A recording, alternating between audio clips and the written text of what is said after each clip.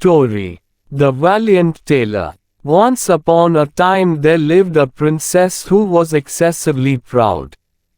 She proposed a puzzle to everyone who came to her palace. If a person did not solve it, then the person was sent away scornfully. This behavior of the princess was talked about everywhere, and it was said that whoever was lucky enough to solve the riddle would marry the princess. One day 3 tailors came to the city. The 2 elders of them were quite intelligent and had heard about the princess's riddle. But the 3rd tailor was an idle, good-for-nothing fellow who did not understand his own trade. But still he thought that he could solve the riddle. He was interested in learning everything. The 3 tailors came to the palace and stood before the princess.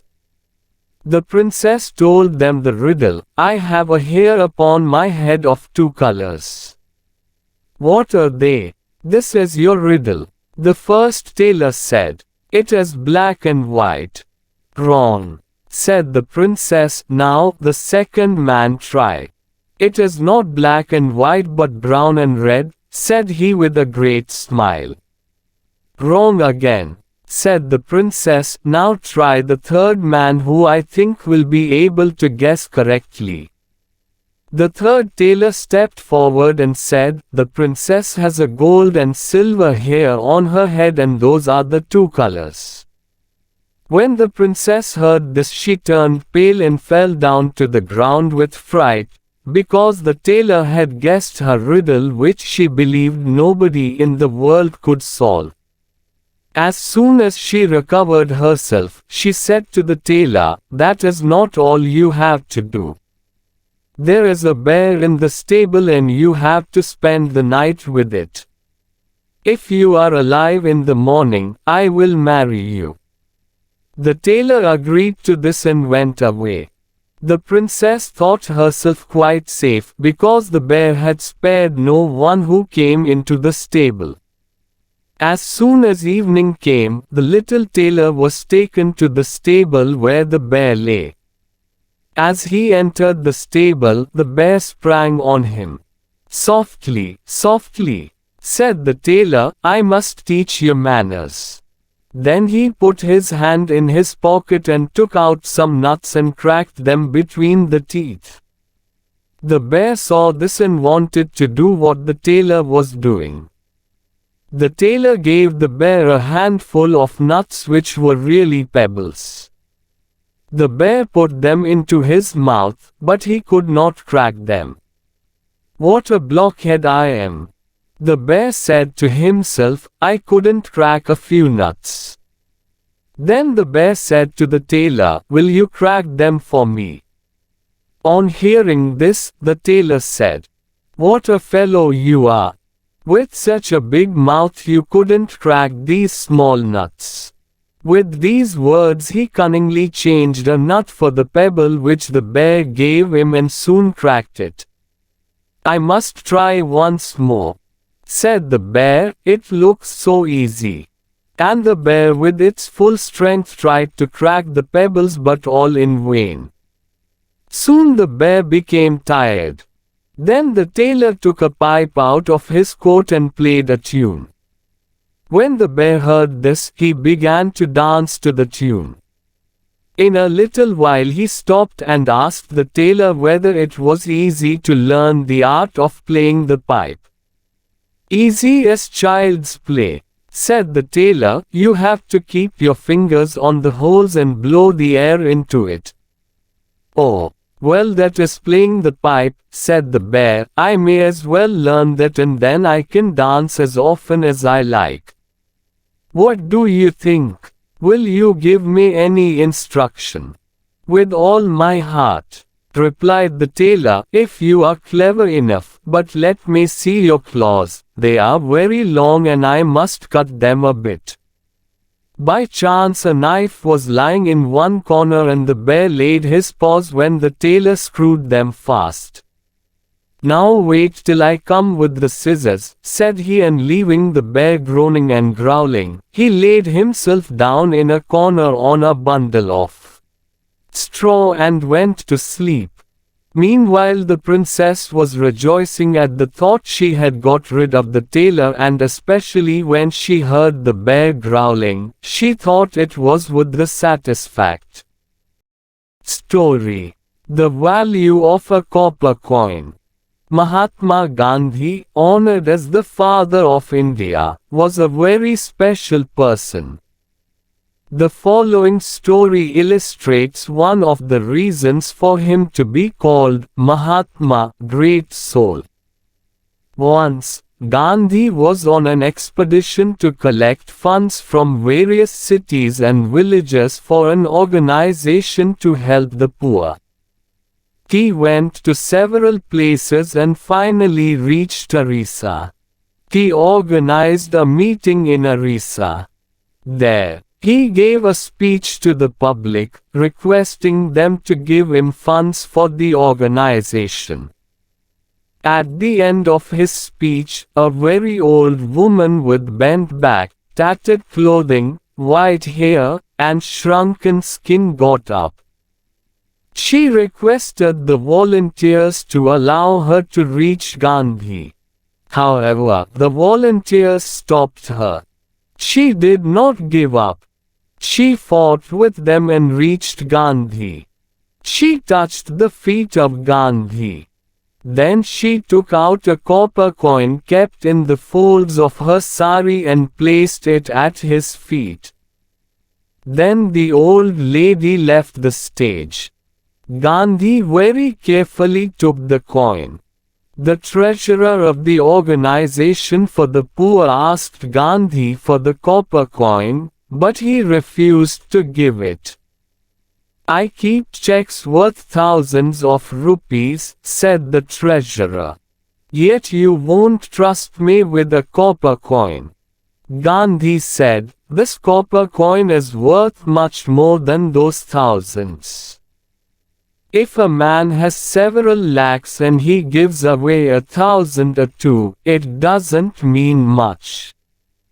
Yes, the coin might have been the only thing that the poor old woman possessed. She did not even have proper clothes and could not afford good food. Still she gave everything she had. That is why Gandhi regarded the coin as very precious. Moral: offering help when we have nothing or very little makes it more valuable. Story. The widow and her little maidens. In a pretty little house there once lived a neat old widow who wore the cleanest caps and the finest kerchief you ever saw in your life. She was very fond of washing and scrubbing and baking and sewing. Everybody who knew her used to say that she was the most hard-working lady they had ever seen and an example to the whole village. This good woman had two little girls living with her whom she was always trying to make as clean and neat as herself.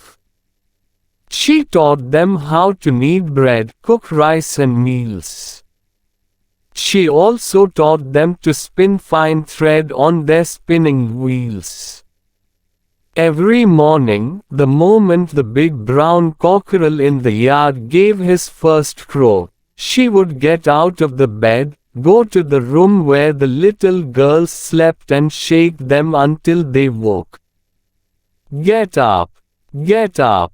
she would say. "Don't you hear the cockerel crowing outside? The sun will be shining over the hill in a moment. Nobody in this house must stay in bed when once the cockerel has crowed." The little girls were always dreadfully sleepy and did not want to get up in the least. But the bustling old woman would stand over them till they got out of bed, yawning and blinking their eyes.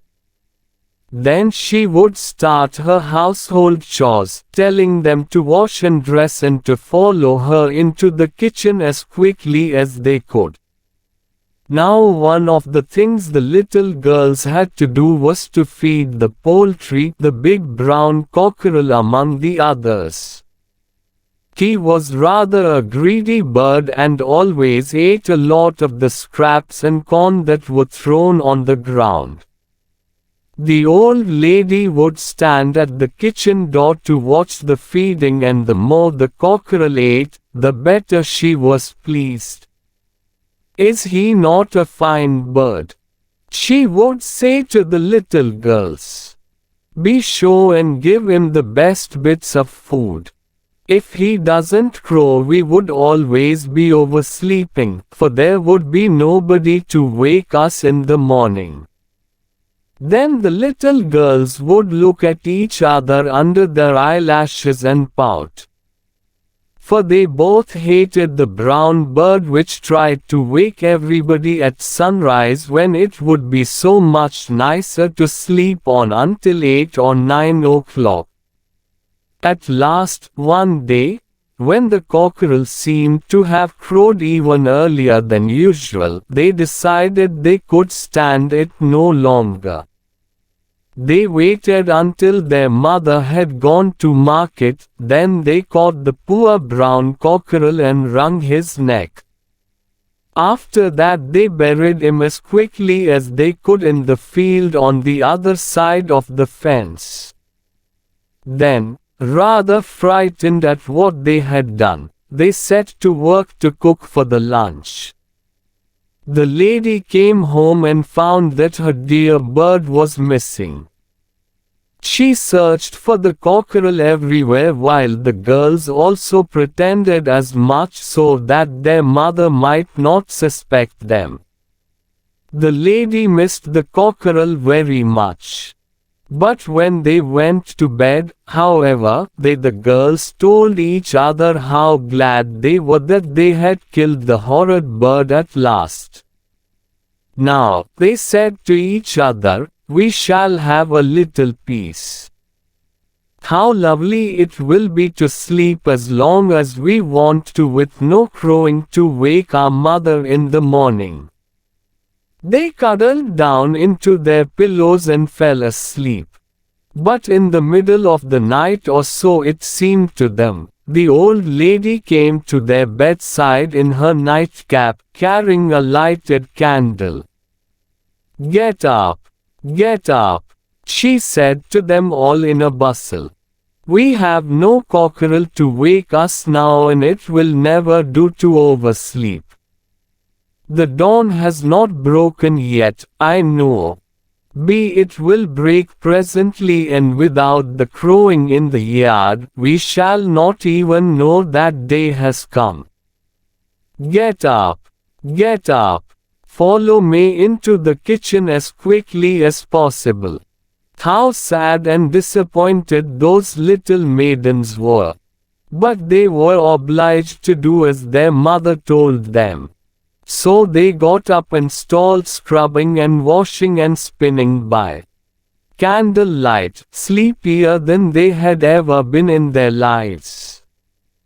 And as the old lady has been too fond of that cockerel to wish to buy another to take his place, she went on waking the little girls in the middle of the night. She was insisting on getting them up to work, as no single minute of the coming daylight should be wasted. Oh, how those two blinking, yawning little girls wished that they had never killed the big brown cockerel. Moral: as you sow, so you reap.